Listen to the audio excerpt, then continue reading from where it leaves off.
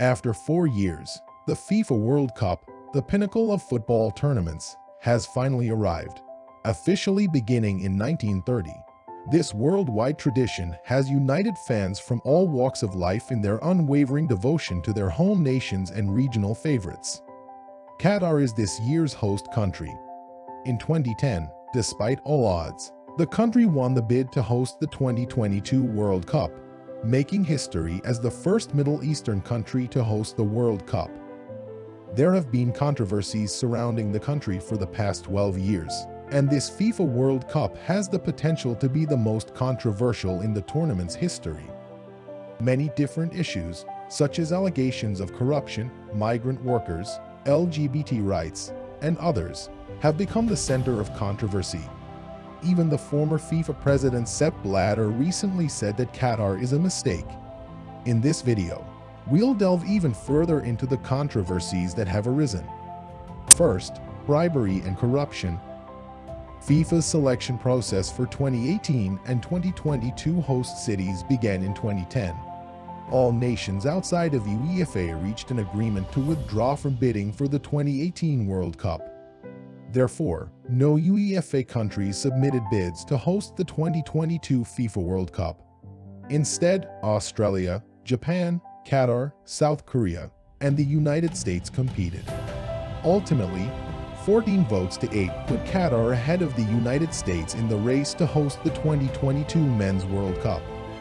As part of their World Cup bid, Qatar allegedly paid $1.5 million to African Football Confederation President Hayatu Anuma and Nigeria's suspended Amos Adamu, according to whistleblower Feeder Almajid. 3 people were involved, and all 3 denied the accusations. Subsequently, Almajid claimed that she had made up the whole thing.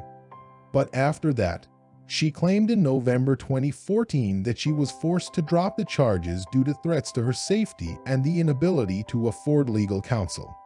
In 2015, it was reported that then AFC President bin Hammam had paid $5 million in bribes to FIFA officials and hired a former CIA agent to spy on them. In addition, they disclosed that the Qatari news network Al Jazeera had made a covert agreement with FIFA a full month before the bidding process for hosting rights began. The contract states that Al Jazeera will pay $400 million to have the rights to broadcast the 2022 World Cup. Out of this, $100 million will only be paid if Qatar hosts the tournament. Also, as part of the hosting agreement, the government of Qatar promised $480 million to Al Jazeera on behalf of FIFA. For its part, FIFA conducted an investigation into Qatar's procedures and concluded that no evidence of any improper activity by the bid team existed. 2. Migrant workers, accusations of slavery, and fatalities. For the World Cup finals, Qatar has constructed 7 stadiums, a new airport, metro system, roads, and approximately 100 new hotels. Around the stadium that will host the final game, a whole city has been built. For the construction of the stadiums alone, the government of Qatar claims that it employed the services of 30,000 foreign workers. The vast majority of them originate in Bangladesh, India, Nepal, and the Philippines. The kafala system of Qatari labor law allows private citizens or companies to seize foreign workers' passports and prevent them from leaving the country. Human rights organizations state that developers are now free to subject workers to abusive working conditions, pay them below market wages, and lock them in their homes until construction begins. During the 12 years of preparation for the tournament, reports have surfaced of the deaths of migrant workers in Qatar. The International Trade Union Confederation estimates that 7,000 people will have died in preparation for the tournament, while the Qatari government reports only 3 work-related deaths and 34 total deaths. Vehicle accidents, falls from great heights, being crushed by heavy machinery, and self-inflicted wounds are all main causes of death. The International Labour Organization ILO counters that this is too low. Heart attacks and respiratory failure are common symptoms of heat stroke brought on by doing heavy labor in very hot temperatures, but these deaths are not counted as work-related in Qatar. The Nepalese ambassador to Qatar even weighed in on the matter, calling the country open jail for its labor force. Number 3. The fight for LGBT rights. Punishments for same-sex sexual activity in Qatar range from 7 years in prison to stoning to death under Sharia law. British government travel advice states, host authorities have stated that everyone is welcome at the World Cup in Qatar. They have stated openly that there will be no prohibitions against unmarried friends or couples, including LGBT people sharing a room. There are still reports of same-sex couples being turned away from World Cup hotels. Non-married couples who have sexual relations are also subject to severe punishment. The government of Qatar has stated that it will not amend its laws regarding the LGBT community, but that no international fan will face discrimination in the country. According to Human Rights Watch's most recent report from September, LGBT people in Qatar were still being arbitrarily arrested on the basis of their sexual orientation or gender identity. They were allegedly locked in underground prisons where they were beaten and threatened. There have been reports of trans people being coerced into undergoing conversion therapy.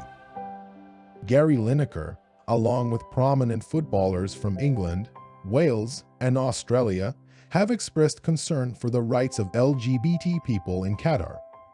Number 4. Drinking alcohol. In Qatar, foreign visitors over the age of 21 are only permitted to drink alcohol in hotels and bars, as well as other licensed establishments. Licenses have been extended beyond the confines of stadiums and into designated fan areas in order to host the tournament. Inside stadiums, alcoholic beverages will be sold for 3 hours prior to and 1 hour following each game, but not during the games themselves. The event's head organizer, Mr. Al-Qatar, recently spoke with Sky News and revealed that there will be designated areas where inebriated spectators can rest and recover. It's a place to make sure that they keep themselves safe. They are not harmful to anybody else. Warnings issued by the United Kingdom state that rude spectators may find themselves in trouble with the law. The document states, offenders can be jailed and/or deported for committing obscene acts, including but not limited to the use of profanity and/or rude gestures.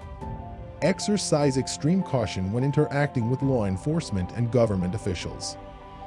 Number 5. Climate. This World Cup, the first not to be held in May, June, or July and to take place in the northern autumn, will be played in a compressed time frame of around 29 days to accommodate the extreme summer heat in Qatar. During the finals, the average temperature in Qatar is 25 degrees Celsius, 77 Fahrenheit. If the tournament had taken place in June and July, as usual, the temperature during play would have been well over 40 degrees Celsius and could have even reached 50 degrees. The European leagues are also severely disrupted because the major leagues have to pause for a few weeks to make numerous adjustments in anticipation of the World Cup. Football supporters, retired players, and active players have all spoken out against the human rights abuses in Qatar. To show their disapproval of Qatar's appalling treatment of its workers, teams like the Netherlands, Germany, and Norway wore human rights t-shirts during World Cup qualifying matches. Even though there has been some controversy, the tournament is expected to go on as scheduled. Many of the world's best players, including Lionel Messi, Cristiano Ronaldo, Neymar, and a host of others, may not participate in another major international tournament after this one, so fans are understandably psyched. The tournament's less savory aspects, however, can't be ignored. Please let us know if there's anything in particular you're interested in watching. If you like our videos, please subscribe and share it with your friends. Also, if you want more, just click on these videos.